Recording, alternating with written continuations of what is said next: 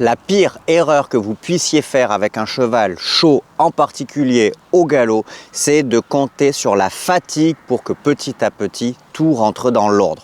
C'est malheureusement la solution que beaucoup trop de cavaliers prennent pour essayer d'avoir un cheval plus calme et plus relâché à l'obstacle. Mais de notre côté, c'est aussi ce qu'on leur dit trop souvent. Galope, puisqu'il veut galoper, remets-lui encore 2 ou 3 ou 4 tours dans la tête. Il voulait galoper, il va être servi. Alors évidemment, pour moi, ce n'est pas une solution ni bénéfique ni pertinente parce que vous n'allez pas petit à petit tout construire pour avoir un cheval de plus en plus disponible, relâché, décontracté et connecté, mais simplement un cheval fatigué qui du coup accepte enfin de vous écouter parce qu'il commence à être épuisé. En réalité, ça n'est même pas une solution.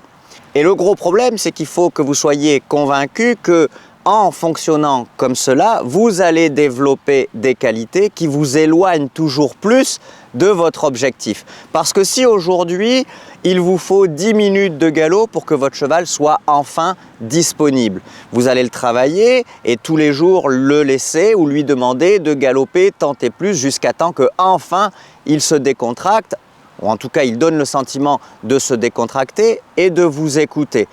Mais au bout d'un mois, il ne vous faudra plus 10 minutes, mais il vous en faudra peut-être 15 ou 20 minutes de galop pour l'avoir enfin calme et disponible. Et dans 2 mois, il vous faudra 25 ou 30 minutes. Et puis dans 3 mois, il vous faudra 40 ou 45 minutes.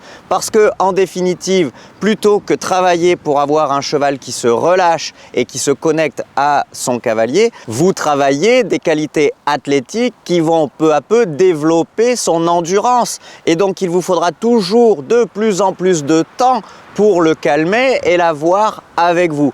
Je suis convaincu qu'en travaillant différemment et notamment en misant tout sur la connexion et la disponibilité plutôt que sur la fatigue, on a non seulement des résultats beaucoup plus éthiques, mais surtout des résultats beaucoup plus rapides et qui vont durer dans le temps avec un cheval qui peu à peu va participer à son équitation.